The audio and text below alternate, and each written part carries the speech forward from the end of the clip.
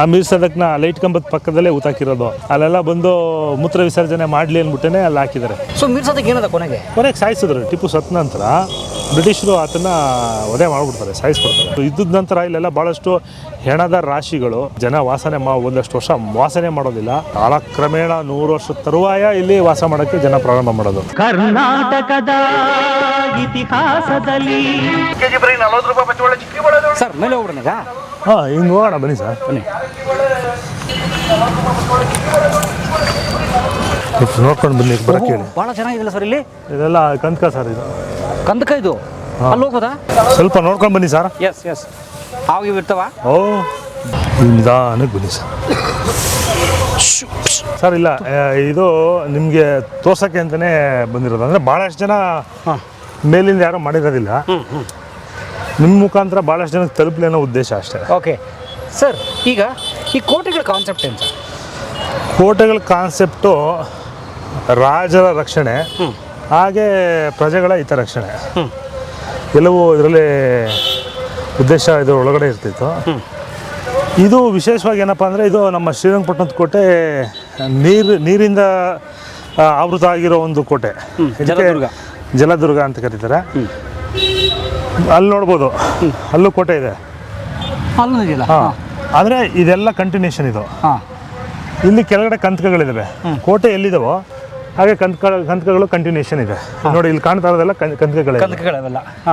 ನೋಡಿ, ಅದು ದಟ್ಟಾರಣ್ಯಕ್ಕಿಂತ ದಟ್ಟಾರಣ್ಯ ಅದು. ನೀವು ನೋಡಿ, ಕೋಟೆಗೆ ರಕ್ಷಣೆ ಇಲ್ಲದೆ ಇರೋದು ನೋಡ್ಬೋದು. ಈಗ ಗಿಡ ಬಳ್ಳಿಗಳು ಇದೆಲ್ಲ ಕುಸ್ತೋಗಿರೋ ಭಾಗ. ಇದು ನೋಡ್ಬೋದು, ನಾನು ನಿಮ್ಗೆ ಆಗಲೇ ಹೇಳಿದ್ನಲ್ಲ, ಇದು ಕುಸ್ತೋಗಿರೋ ಭಾಗ.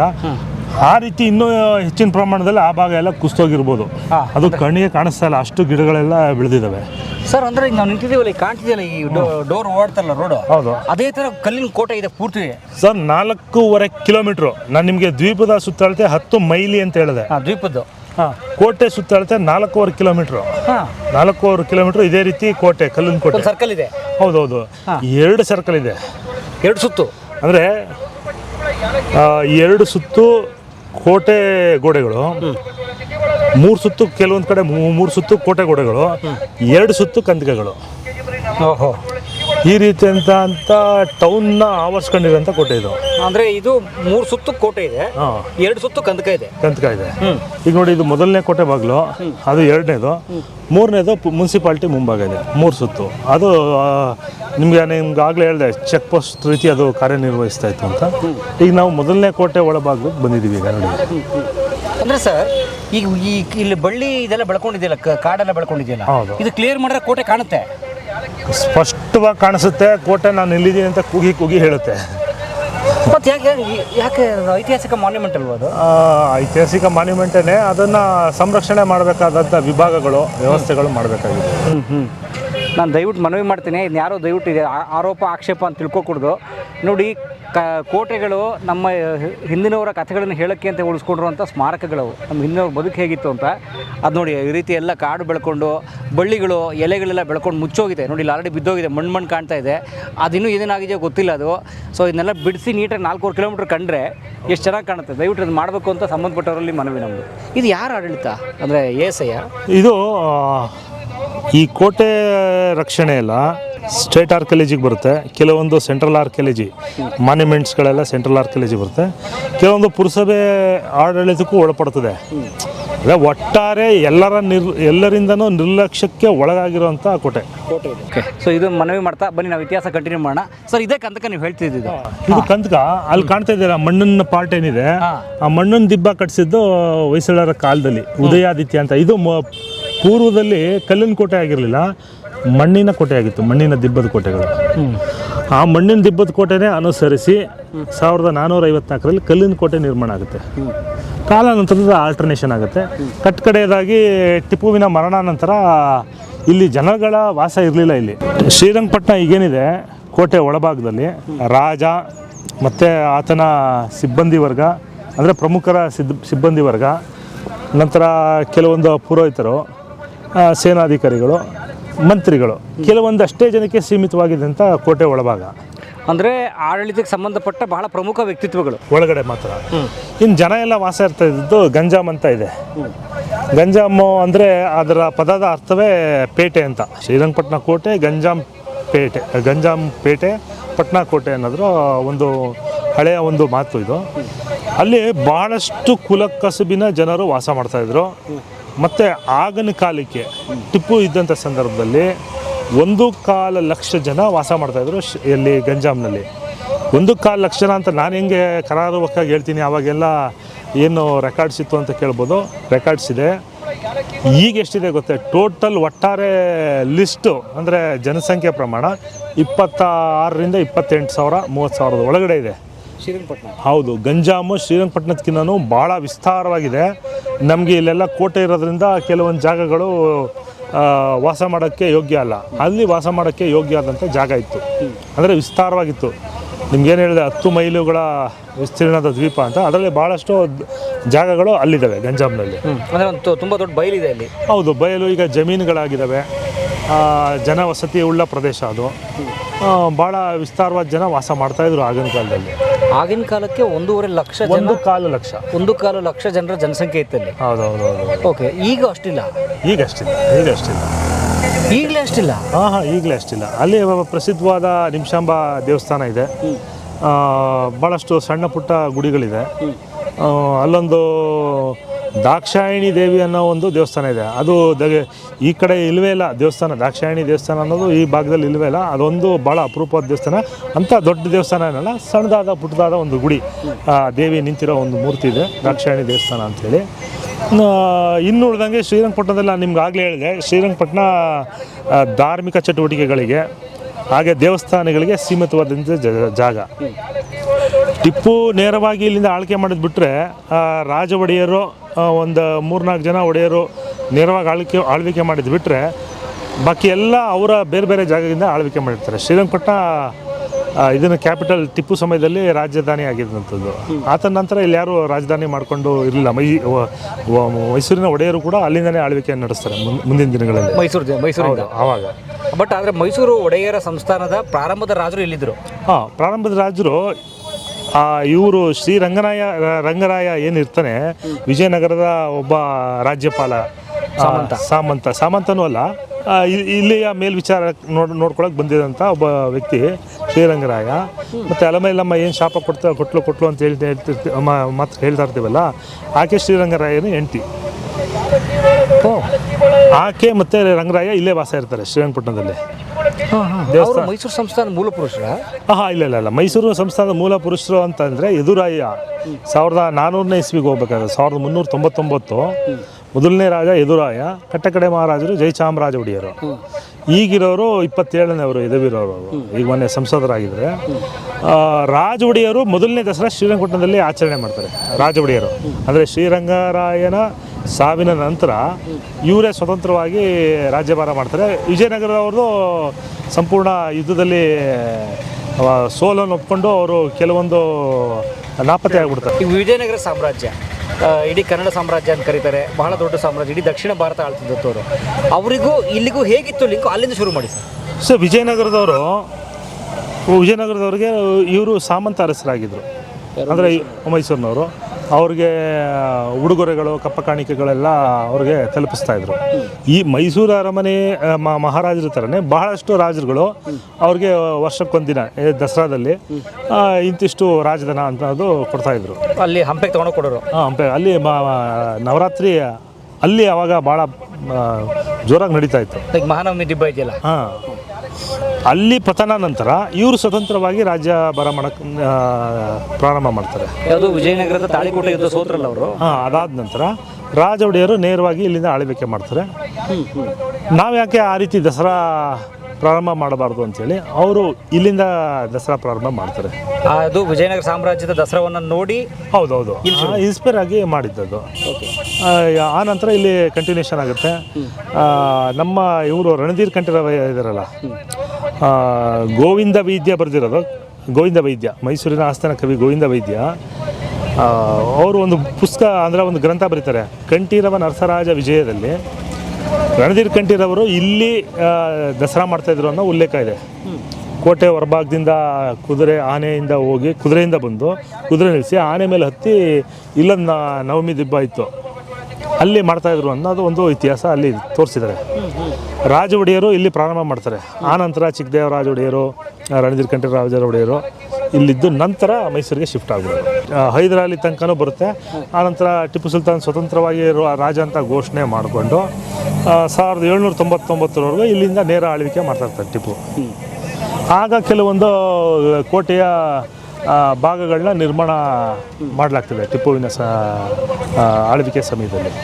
ಅದೇ ಭಾಗಗಳು ನೀವು ಇಲ್ಲಿ ನೋಡ್ಬೋದು. ಕೆಲವೊಂದು ಇವೆಲ್ಲ ರಿಮೈನ್ಸು ಇದ್ದದ ನಂತರ ಇಲ್ಲೆಲ್ಲ ಭಾಳಷ್ಟು ಹೆಣದ ರಾಶಿಗಳು, ಅಂದರೆ ಡೆಡ್ ಬಾಡಿಗಳೆಲ್ಲ ಇರ್ತವೆ. ಜನ ಒಂದಷ್ಟು ವರ್ಷ ವಾಸನೆ ಮಾಡೋದಿಲ್ಲ. ಕಾಲಕ್ರಮೇಣ 100 ವರ್ಷದ ತರುವಾಯ ಇಲ್ಲಿ ವಾಸ ಮಾಡೋಕ್ಕೆ ಜನ ಪ್ರಾರಂಭ ಮಾಡೋದು. ಯಾವಾಗ ಹೆಣದ ರಾಶಿ? ಯಾವ ಟೈಮಲ್ಲಿ? 4ನೇ ಆಂಗ್ಲೋ ಮೈಸೂರು ಯುದ್ಧ ನಡೀತಲ್ಲ 1799ರಲ್ಲಿ. ಕೋಟೆ ಒಳಗಡೆ ನುಗ್ಗಿದಾಗ ಯುದ್ಧ ಆದಾಗ ಸಾವು ಅನ್ನೋದು ಸರ್ವೇ ಸಾಮಾನ್ಯ. ಆ ಒಂದು ಡೆಡ್ ಬಾಡಿಗಳೆಲ್ಲ ಬಿದ್ದಿದ್ದನ್ನ ಕೆಲವೊಂದಷ್ಟು ವರ್ಷಗಳ ಕಾಲ ಅದನ್ನು ಸಂಸ್ಕಾರ ಮಾಡಿದೆ. ಕೆಲವೊಂದೆಲ್ಲ ಹಾಗೆ ಇತ್ತು. ಅಲ್ಲಿಂದ ಸಾಂಕ್ರಾಮಿಕ ರೋಗಗಳು ಬಂತು. ಊರು ಬಿಟ್ಬಿಟ್ರು ಜನ. ಹೆಣಗಳ ರಾಶಿ. ಊರು ಬಿಟ್ಬಿಟ್ರು. ಒಂದಷ್ಟು ಜನ ಒಳಗಡೆ ವಾಸ ಇದ್ದವರೆಲ್ಲ ಊರು ಬಿಟ್ಬಿಡ್ತಾರೆ. ವಿಶಾಲ ಇತ್ತಲ್ಲ ಸರ್, ಜನಸಂಖ್ಯೆ ಇರಲಿಲ್ಲ. ಗಂಜಾಮ್ ಇತ್ತು. ಜನ ಎಲ್ಲ ಅಲ್ಲಿದ್ದರು. ಅವ್ರು ಯಾರು ಇಲ್ಲಿಗೆ ಬರ್ತಿರಲಿಲ್ಲ. ಭಾಳ 1800ನೇ ಇಸ್ವಿಯಿಂದ 1900ನೇ ಇಸ್ವಿ ತನಕ ಜನಗಳ ವಾಸ ಈಗೇನು ನೋಡ್ತಿದ್ರೆ ಅದೆಲ್ಲ ಇರಲಿಲ್ಲ. ಈ ಕೋಟೆ ಒಳಗಡೆ ಭಾಳ ಕಡಿಮೆ, ತೀರಾ ಕಮ್ಮಿ. ಎಲ್ಲೋ ಒಂದಷ್ಟು ದೇವಸ್ಥಾನಕ್ಕೆ ಸಂಬಂಧಪಟ್ಟವ್ರು ಇರ್ತಾಯಿದ್ರು. ಇನ್ನು ಬ್ರಿಟಿಷರು ಇಲ್ಲಿ ಯಾರೂ ಇರ್ತಾ ಇರಲಿಲ್ಲ, ಹೊರಗಡೆ ಇರ್ತಾಯಿದ್ರು. ಗಂಜಾಮಲ್ಲಿ ಜನ ವಾಸ ಮಾಡ್ತಾಯಿದ್ರು. ಇಲ್ಲಿಗೆ ಅಷ್ಟು ಜನ ವಸತಿ ಇರಲೇ ಇಲ್ಲ.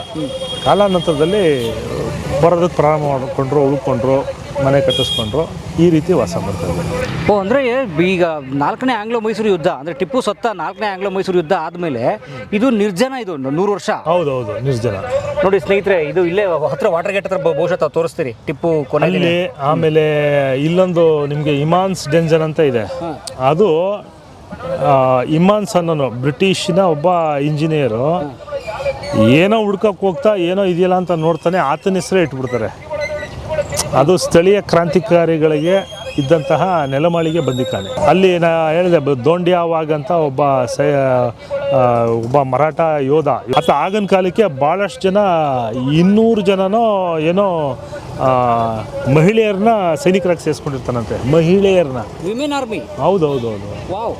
ಇದ್ರ ಇತಿಹಾಸ ಸ್ವಲ್ಪ ತಿಳ್ಕೊಂಡು ನಾನು ಹೇಳಬೇಕು. ಅದನ್ನ ಮೊದಲನೇದಾಗಿ ಸ್ಥಳೀಯವಾಗಿ ಮಹಿಳೆಯರನ್ನ ಕರ್ಕೊಂಡು ಅವನು ಹೋರಾಟ ಮಾಡಿರ್ತಾನೆ. ಅವನು ಸೈನ್ಯದಲ್ಲಿ ಇರ್ತಾರೆ. ಆತ ಟಿಪ್ಪುವಿನ ಸಹಾಯ ಕೇಳ್ಕೊಂಡು ಬಂದಿರ್ತಾನೆ. ಆಗ ಮೀರ್ ಸಾದಿಕಿನ ಒಂದು ಕುತಂತ್ರಕ್ಕೆ ಬಲಿಯಾಗಿ ಆತನ ಈ ಬಂದಿಖಾನೆಯಲ್ಲಿ ಬಂಧಿಸಲ್ಪಡ್ತಾನೆ. ದೋಂಡಿಯಾ ವಾಗ್ ಅಂತ. ಆತನ ಹೆಸರು ಇಡ್ಬೋದಿತ್ತು, ಶಿಕ್ಷೆ ಅನುಭವಿಸಿದ ಹೆಸರು ಇಡ್ಬೋದಿತ್ತು.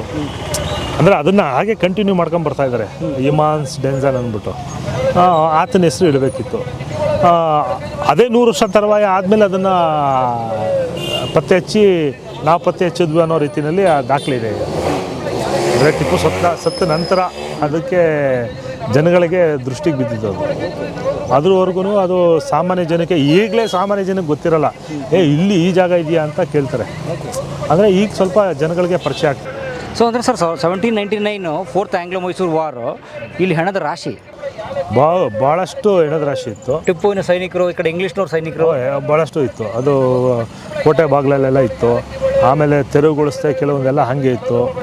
ಸಾಂಕ್ರಾಮಿಕ ರೋಗಗಳ ಉಲ್ಬಣ ಆದಮೇಲೆ ಒಂದಷ್ಟು ಜನ ಇರಲಿಲ್ಲ. ಅದಕ್ಕೆಲ್ಲ ಅಂತ್ಯ ಸಂಸ್ಕಾರ ಆಗಿರಲಿಲ್ವಲ್ಲ. ಯಾರು ಅಲ್ವಾ ಅಷ್ಟು ಜನಕ್ಕೆ ಮಾಡೋರು ಯಾರು? ಭಾಳಷ್ಟು ಸತ್ತಿರೋರ್ದು ಡೀಟೇಲ್ಸ್ ಎಲ್ಲ ಒಂದು ಸ್ಮಾರಕ ಸ್ತಂಭದಲ್ಲಿದೆ. ಅದನ್ನು ತೋರಿಸ್ತೀನಿ ಬನ್ನಿ. ಆ ಯುದ್ಧದಲ್ಲಿ ಸತ್ತೋರು, ಮಿಸ್ ಆದವರು, ಗಾಯ ಆದವರು, ಯಾವ ಟ್ರೂಪಲ್ಲಿ ಬಂದರು, ಯಾವ ಆರ್ಮಿಯಲ್ಲಿ ಬಂದರು, ಅದೆಲ್ಲ ಇದೆ. ಅದನ್ನು ಕೃಷ್ಣರಾಜ ಒಡೆಯರವರು ಆ ಸ್ತಂಭನ ನಿರ್ಮಾಣ ಮಾಡಿಸ್ತಾರೆ. ನಾಲ್ವಡಿ ಅರಮನೆ ಕಟ್ಟಿಸ್ತಾರಲ್ಲ, ಡ್ಯಾಮ್ ಕಟ್ಸೋದ್ರಲ್ಲ, silk factory, sandalwood oil factory, Mysore first university, state bank of Mysore, Kannada Sahitya Parishat, ಅದು ಆಮೇಲೆ ಭದ್ರಾವತಿ ಏರಿಯನ್ ಫ್ಯಾಕ್ಟ್ರಿ, ಇದನ್ನೆಲ್ಲ ನಿರ್ಮಾಣ ಮಾಡಿದಂಥ ಕೃಷ್ಣರಾಜ ಒಡೆಯರೇ ಆ ಸ್ಮಾರಕ ಸ್ತಂಭನ ನಿರ್ಮಾಣ ಮಾಡ್ತಾರೆ. ಇಲ್ಲಿದೆ ಒಳಗಡೆ, ಅಲ್ಲಿ ಗ್ರನೈಟಲ್ಲಿ ಬರ್ಸಿದ್ದಾರೆ. ಅದು ನೋಡೋಣ ಬನ್ನಿ, ಅದು ನಿಮಗೆ ಗೊತ್ತಾಗುತ್ತೆ. ಅದು ಎಂಥ ಇದರಲ್ಲಿ ತುಂಬ ಚೆನ್ನಾಗಿದೆ. ಅದು ಸೂಪರ್ ಡೀಟೇಲ್ಸ್ ಅವೆಲ್ಲ ಬಹುಶಃ ಯುದ್ಧದ ಸಂಪೂರ್ಣ ವಿವರ 1799 ಒಂದಷ್ಟು ಮುಖ್ಯವಾದ ವಿವರ ಸಿಗುತ್ತೆ. ಸೂಪರ್. ಸೊ ಒಟ್ಟಾರೆ ನಾವು ನಿಂತಿರುವಂಥದ್ದು ಸುಮಾರು 600-700 ವರ್ಷಗಳ ಇತಿಹಾಸವನ್ನು ಸಾರುವ ಕೋಟೆ ಮೇಲೆ. ಹೌದು. ಆಮೇಲೆ ಮೀರ್ ಸಾದಿಕ್ನ ಟಿಪ್ಪುಗೆ ಏನು ಮೋಸ ಮಾಡ್ದ ಅಂತ ಹೇಳ್ತಾರೆ. ಈ ನಮ್ಮ ಕಡೆ ಮೋಸ ಮಾಡೋರನ್ನ ಮೀರ್ ಸಾದಿಕ್ಗಳು ಅಂತಲೇ ಕರೀತಾರೆ. ಹೌದು, ಆ ಮೀರ್ ಸದಕ್ನ ಲೈಟ್ ಕಂಬದ ಪಕ್ಕದಲ್ಲೇ ಊತಾಕಿರೋದು. ಆದರೆ ಊತಾಕಿರೋದು ಅಲ್ಲಿ ಸ್ಮಾರಕ ಇಲ್ಲ, ಅಲ್ಲೆಲ್ಲ ಬಂದು ಮೂತ್ರ ವಿಸರ್ಜನೆ ಮಾಡಲಿ ಅಂದ್ಬಿಟ್ಟೇ ಅಲ್ಲಿ ಹಾಕಿದ್ದಾರೆ. ಬಟ್ ಸುಮ್ಮನೆ ಜನಜನಿತನ ಅಥವಾ ಇಸ್ ಇಟ್ ಫ್ಯಾಕ್ಟ್? ನಿಮಗೆ ಈಗ ಜನ ಹೇಳೋದನ್ನೇ ಲೆಕ್ಕಕ್ಕೆ ತಗೊಳ್ಳೋದು. ನೀವು ರೆಕಾರ್ಡ್ ಅದಕ್ಕೆ ರೆಕಾರ್ಡ್ ಯಾರೂ ಬರ್ದಿಲ್ಲ. ಅಲ್ಲ, ಮೂಲೆಯಲ್ಲೇ ಜಾಸ್ತಿ ಜನ ಮೂತ್ರ ವಿಸರ್ಜನೆ ಮಾಡೋದು. ಕೋಟೆ ಗೋಡೆಗಲ್ಲ, ಲೈಟ್ ಕಂಬದಲ್ಲಿ ಪಕ್ಕ ಜಾಗ ಇದೆ. ನಾವು ಹತ್ತು ಬಂದ್ವಲ್ಲ ಅಲ್ಲೇನೆ. ಹಾಂ, ನಿಮ್ಗೆ ಹೇಳ್ತಾ ಈಗ ಆ ವಿಚಾರ ಜ್ಞಾಪಕಕ್ಕೆ ಬಂದಿದ್ದಕ್ಕೆ ನಿಮ್ಗೆ ಇಲ್ಲಿಂದ ಅದನ್ನು ತೋರಿಸ್ತಾರೆ. ಏನು ಅಂತ ತಪ್ಪೇನು ಮಾಡ್ದ ಮೀರ್ ಸಾದಿಕ್? ಆತ ಏನು ಮಾಡ್ತಾನೆ? ಮೀರ್ ಸಾದಿಕ್ ಆತನ ಸೈನ್ಯದಲ್ಲಿ ಒಬ್ಬ ರಕ್ಷಣಾ ಮಂತ್ರಿ ಆಗಿರ್ತಾನೆ. ಯಾರ ಸೈನ್ಯದಲ್ಲಿ? ಟಿಪ್ಪುವಿನ ಸೈನ್ಯದಲ್ಲಿ. ಆತನಿಗೆ ರಾಜ್ಯದ ಆಸೆ ತೋರಿಸ್ತಾರೆ ಬ್ರಿಟಿಷರು. ಅದಕ್ಕೂ ಮುಂಚೆ ಆತನಿಗೆ ಕೆಲವರು ನಿನಗೆ ರಾಜ ಯೋಗ ಇದೆ, ಇನ್ನೊಂದು ಯೋಗ ಇದೆ, ನಿನಗೆ ಇದೆಲ್ಲ ಸಿಗುತ್ತೆ, ರಾಜ್ಯ ಸಿಗುತ್ತೆ ಅಂತ ಆಸೆ ಹುಟ್ಟಿಸ್ತಾರೆ ಜ್ಯೋತಿಷಿಯ ಮೂಲಕ.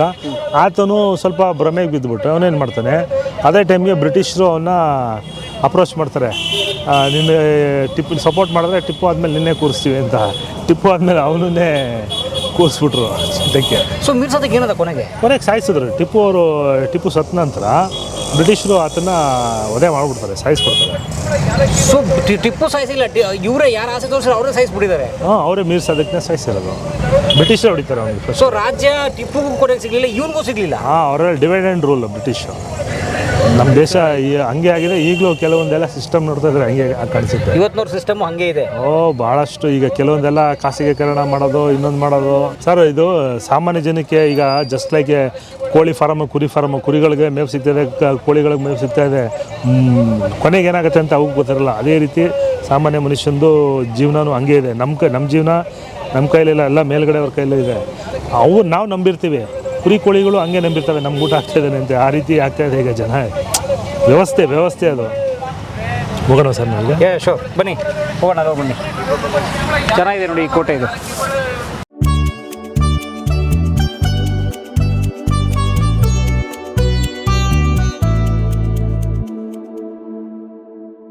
ಎಲ್ಲರೂ ಕಲಾ ಮಾಧ್ಯಮ ನೋಡಿ, ಸಬ್ಸ್ಕ್ರೈಬ್ ಮಾಡಿ, ಗಂಟೆ ಹೊಡಿ. ಅಷ್ಟೇ. ವಿಡಿಯೋ ನೋಡಿದ್ದಕ್ಕೆ ನಿಮಗೆ ತುಂಬ ಧನ್ಯವಾದಗಳು. ಪುಸ್ತಕಗಳನ್ನು ಓದು ಮನಸ್ಸನ್ನು ಅರಳಿಸುತ್ತೆ, ಬುದ್ಧಿಯನ್ನು ಚುರುಕು ಮಾಡುತ್ತೆ, ಕಾಣದ ಹೊಸ ಲೋಕವನ್ನು ಪರಿಚಯಿಸುತ್ತೆ. ಹಾಗಾಗಿ ಓದುವ ಸಂಸ್ಕೃತಿ ಹೆಚ್ಚಾಗ್ಲಿ. ಧನ್ಯವಾದ.